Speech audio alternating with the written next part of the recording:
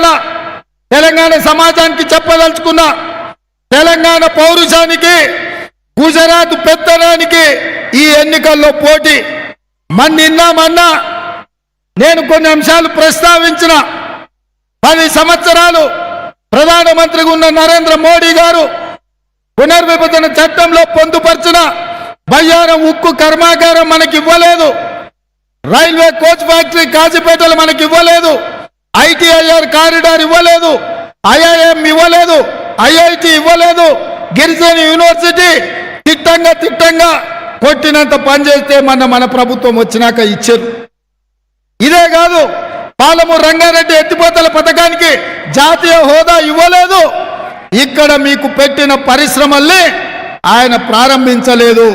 ఈ ప్రాంతానికి చేయాల్సినంత అన్యాయం ద్రోహం చేసిండు. ఈ వరంగల్ ఔటర్ రింగ్ రోడ్డు పూర్తి కాలే. ఈ వరంగల్కి ఎయిర్పోర్ట్ రావాల్సి ఉంటే కేంద్ర ప్రభుత్వం అడ్డుకొని వరంగల్లో నిర్మించాల్సిన ఎయిర్పోర్ట్ను కూడా ఇవాళ అడ్డుకున్నాడు నరేంద్ర మోడీ గారు, అమిత్ షా గారు, భారతీయ జనతా పార్టీ. ఈ అన్ని అంశాలను నేను ప్రస్తావించిన. ఈ అన్ని అంశాల మీద నరేంద్ర మోడీని, భారతీయ జనతా పార్టీని నేను నిలదీసిన. ఇక అది కక్ష పెట్టుకొని, కక్షతోని ఎట్లయితే చంద్రశేఖర్ రావు 10 సంవత్సరాలు లక్షలాది మంది మన కార్యకర్తల మీద కేసులు పెట్టిండ్రు, నన్ను అక్రమంగా నిర్బంధించి చెంచల్గూడ చేర్లపల్లికి పంపించిండో అదే విధానాన్ని ఇవాళ బీజేపీ నాయకులు ఎన్నుకున్నారు. మొన్న నేను మాట్లాడిన Bharatiya Janata party is bar 400 పార్ అంటుండ్రు, అంటే 400 సీట్లు కావాలని.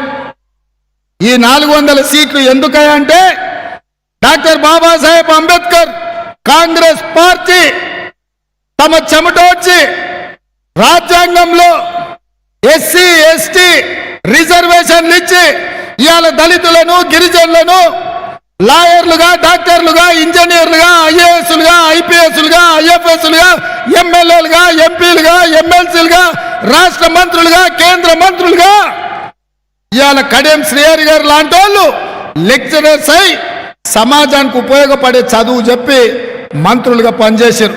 మా అక్క సీతక్క ఆదివాసీ బిడ్డ, అడవుల్లో నుంచి వచ్చిన బిడ్డ, ఈ రోజు గిరిజన రిజర్వేషన్లు ఉన్నాయి కాబట్టి కాంగ్రెస్ పార్టీ రిజర్వేషన్లు ఇచ్చింది కాబట్టి అక్క ఇవాళ మంత్రి అయింది. అంతెందుకు, మా కావ్య డాక్టర్ అయ్యిందంటే, ప్రజలకు సేవ చేసిందంటే ఇవాళ ఎంపీగా మీ గళాన్ని ఢిల్లీ వరకు గల్లీ నుంచి వినిపించాలనుకుంటుందంటే కాంగ్రెస్ పార్టీ SC రిజర్వేషన్ ఇచ్చినందుకే. ఇవాళ ఈ ఆడబిడ్డలు ప్రజాప్రతినిధులై ప్రజల తరఫున ప్రశ్నించే గొంతుకలై ప్రజా సమస్యల్ని పరిష్కరించాలని ఏదైతే ప్రయత్నం చేస్తుండ్రో ఆ SC ST రిజర్వేషన్లు కాంగ్రెస్ పార్టీ ఇచ్చింది. ఇదే కాకుండా 1978లో ప్రజల జీవితాలలో మార్పు రాలేదు. బలహీన వర్గాలకు, బీసీలకు, ఓబీసీలకు రిజర్వేషన్లు ఇవ్వాలని ఆలోచన చేసింది. అందుకే 19